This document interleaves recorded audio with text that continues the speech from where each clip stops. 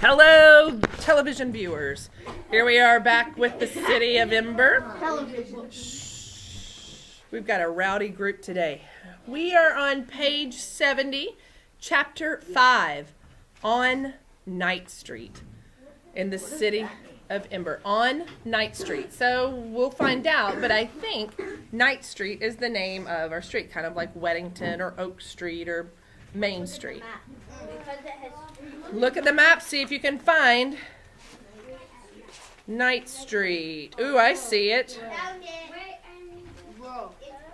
South, what is it? Southeast region.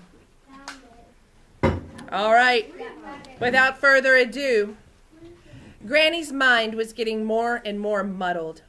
Lena would come home in the evenings and find her rifling through the kitchen cupboards, surrounded by cans and jars with their lids off, or tearing the covers off of her bed and trying to lift up the mattress with her skinny arms. "It was an important thing," she would say, "the thing that was lost." "But if you don't know what it was," said Lena, "how will you know when you found it?" Granny didn't try to answer this question. She just flapped her hands at Lena and said, "Never mind, never mind, never mind," and kept on searching. These days, Mrs. Murdo spent a great deal of time sitting by their window, rather than her own. She would tell Granny she was just coming to keep her company. "I don't want her to keep me company," Granny complained to Lena. And Lena said, "Well, maybe she's lonely, Granny. Let her come." Lena rather liked having Mrs. Murdo around.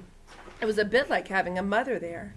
She wasn't anything like Lena's own mother, who had been a dreamy, absent-minded sort of person. Mrs. Murdo was mother-like in quite a different way.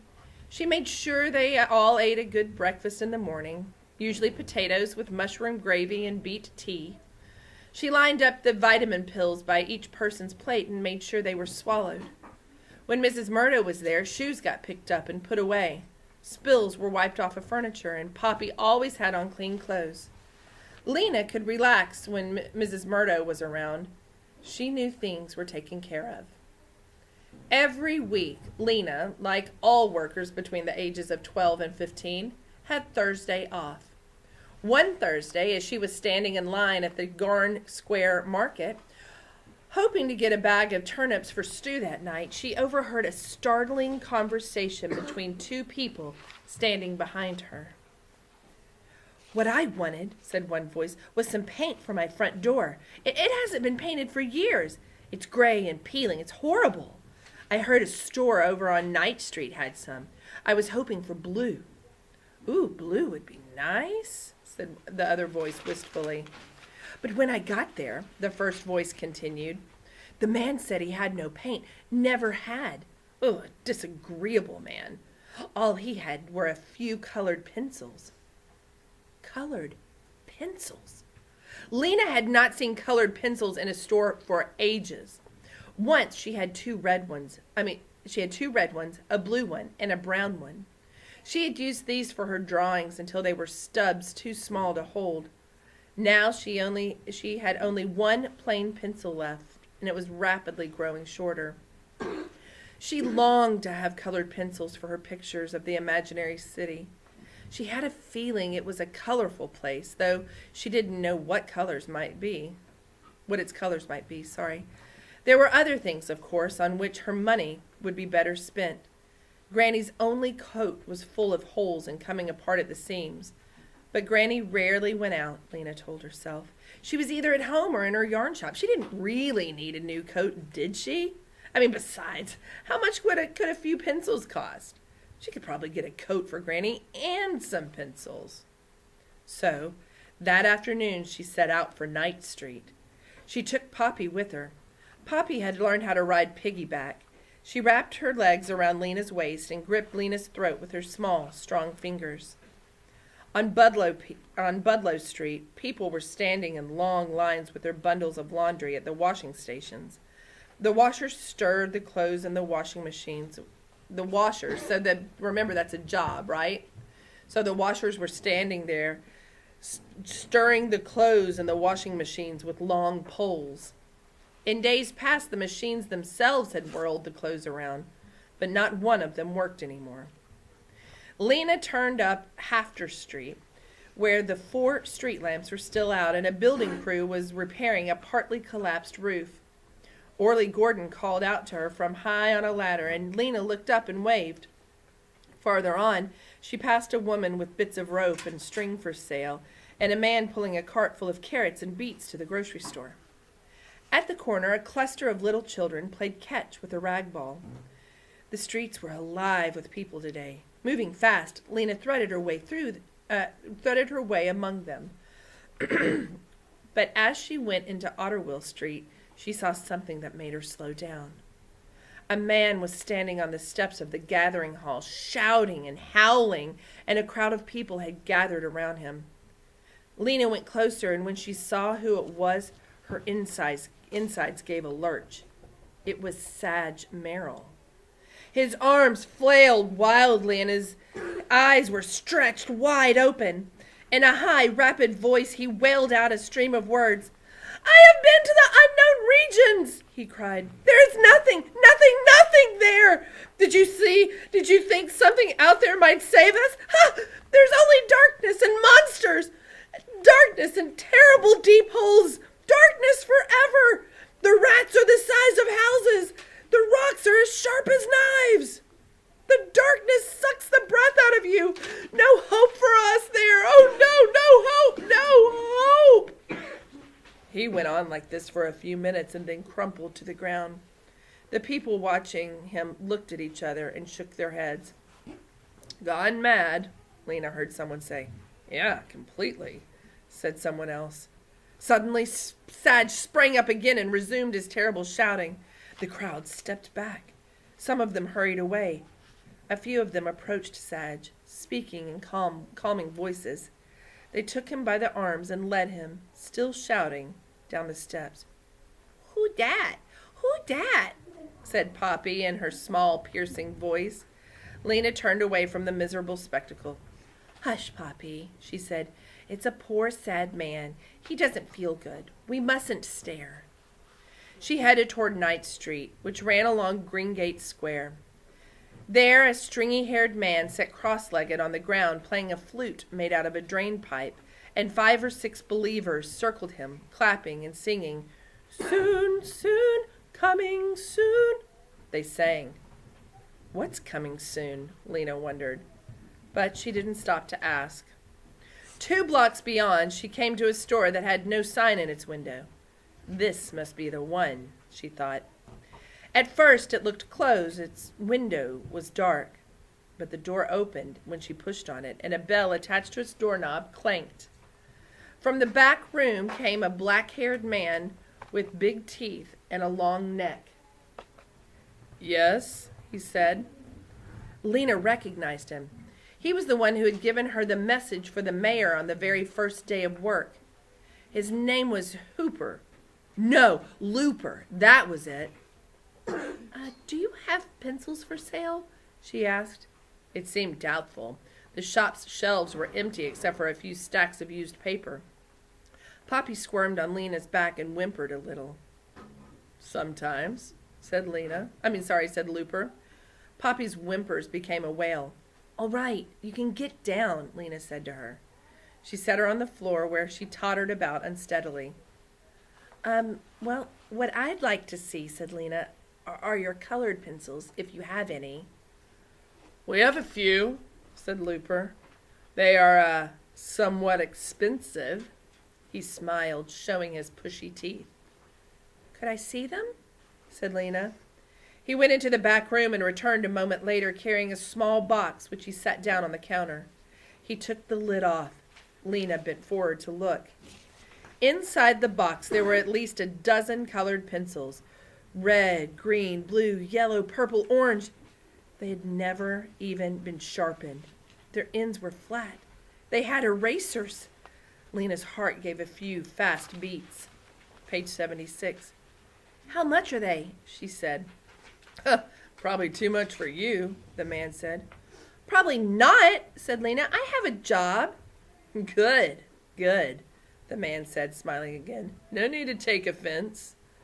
He picked up the yellow pencil and twirled it between his fingers. "Each pencil," he said, $5. $5? For 7 you could buy a coat. I mean, it would be an old patched coat, but still warm. Well, that's too much, Lena said. He shrugged and began to put the lid back on the box. Oh, but maybe, Lena's thoughts raced. Let me look at them again. Once more the man lifted the lid and Lena bent over the pencils. She picked one up. It was painted a clear, deep clear blue, and on its flat top was the blue dot of the lead. The pink eraser was held on by a shiny metal collar. So beautiful. Well, I could buy just one, Lena thought, and then I could save a little more money and I could buy a coat for Granny next month. Make up your mind, said the man. I have other customers who are interested if you aren't. All right, I'll take one. No, wait. It was like a hunger, what she felt. It was the same when her hand sometimes seemed to reach out by itself to grab a piece of food. It was too strong to resist. I'll take 2, she said, and a faint, dazzling feeling came over her at the thought of what she was doing. Which 2? The man said. There were more colors in that box of pencils than in all of Ember. Ember's colors were all so much the same. Gray buildings, gray streets, black sky. Even the colors of people's clothes were faded from the long use into like mud green and rust red and gray blue. But these colors, they were as bright as the leaves and flowers in the greenhouse. What a great simile. Lena's hand hovered over the pencils. The blue one, she said. And the yellow one. No, the... The man made an impatient noise in the back of his throat. The green one, said Lena. I'll take the blue and the green. She lifted them out of the box.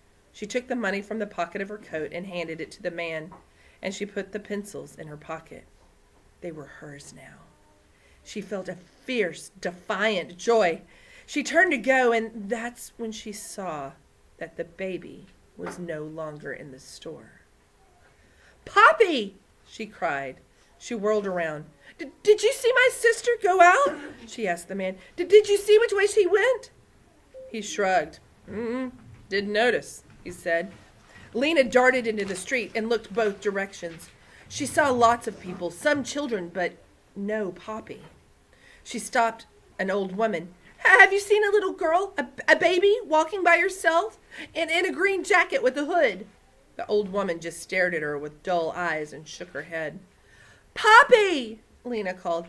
Poppy! Her voice rose to a shout. Such a little baby couldn't have gone far, she thought. Maybe down towards Greengate Square, where there were more people walking around. And so she began to run. And then the lights flickered and flickered again and went out. Darkness slammed up in front of her like a wall. She stumbled, caught herself, and stood still. She could see absolutely nothing. Shouts of alarm came up and down the street, and then silence. Lena stretched her arms out. Was she facing the street or a building? Terror swept through her. I must just stand still, she thought. The lights will come on again in a few seconds. They always do. But she thought of Poppy alone in the blackness, and her legs went weak. I must find her. She took a step. When she didn't bump into anything, she took another step, and the fingers of her right hand crumpled against something hard. The wall of a building, she thought. Keeping her hand against it, she turned left a little and took another step forward.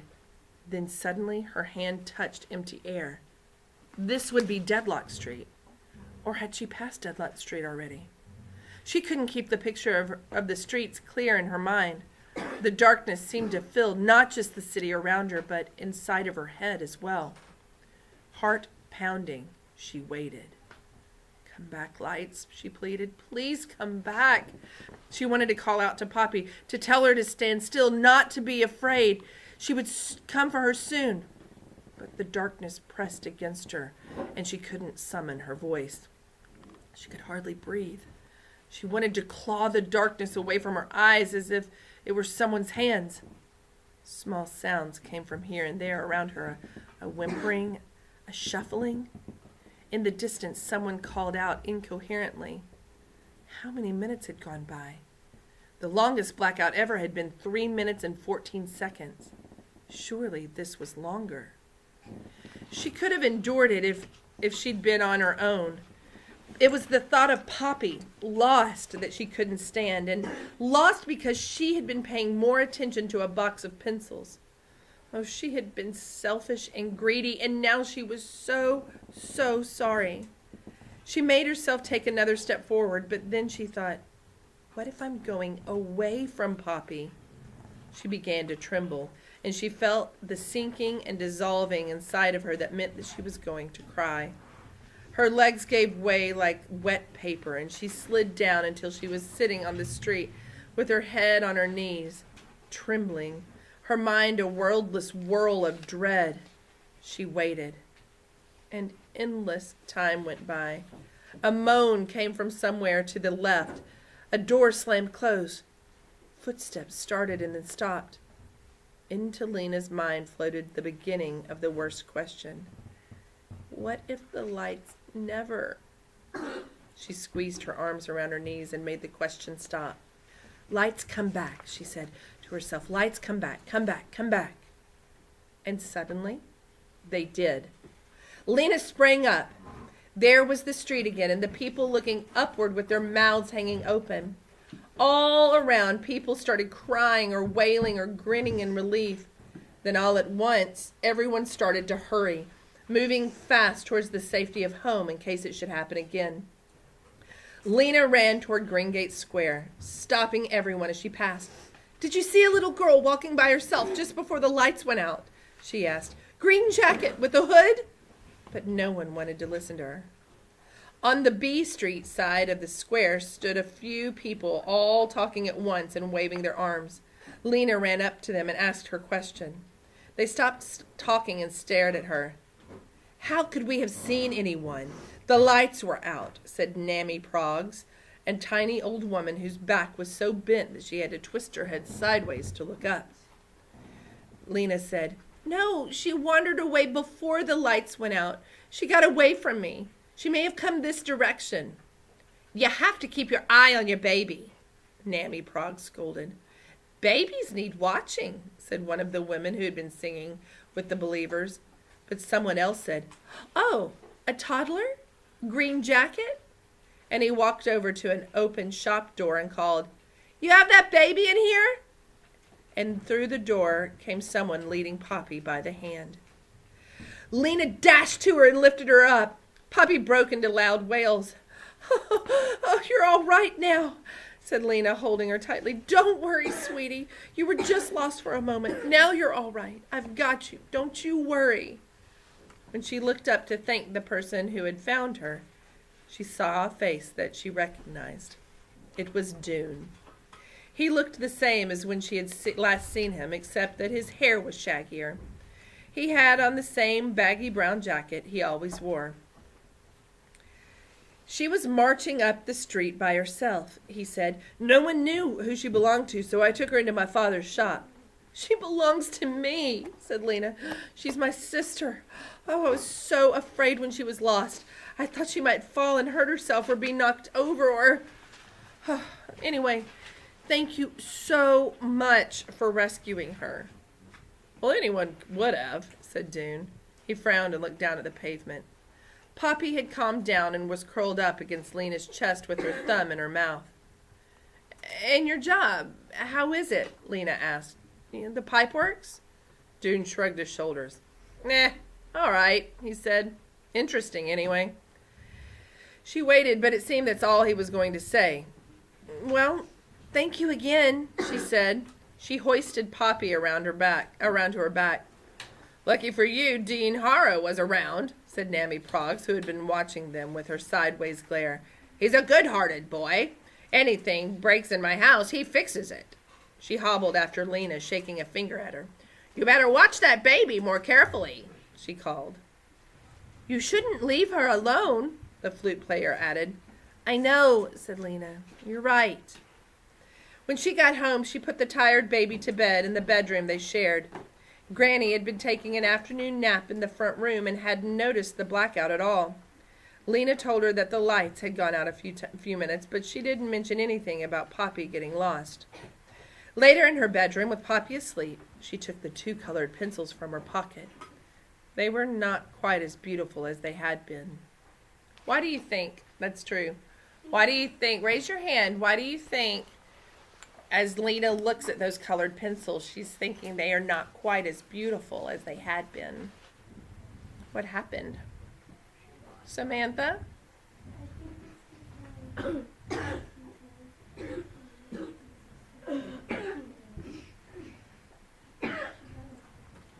Yeah, so maybe she's hanging on to those. I don't know. She's feeling guilty about what she had done. At first it was this purchase, this wonderful purchase, and now it's kind of tainted with a bad memory. Mm-hmm. Yes. She was so excited at that moment, and now that she lost Poppy and the black happened, and she's not as grateful. I agree. They were not quite as beautiful as they had been. When she held them, she remembered the powerful wanting she had felt in that dusty store, and the feeling of it was mixed up with fear and shame and darkness. All right. We will pick this back up in just a minute with chapter 6. Goodbye. Goodbye.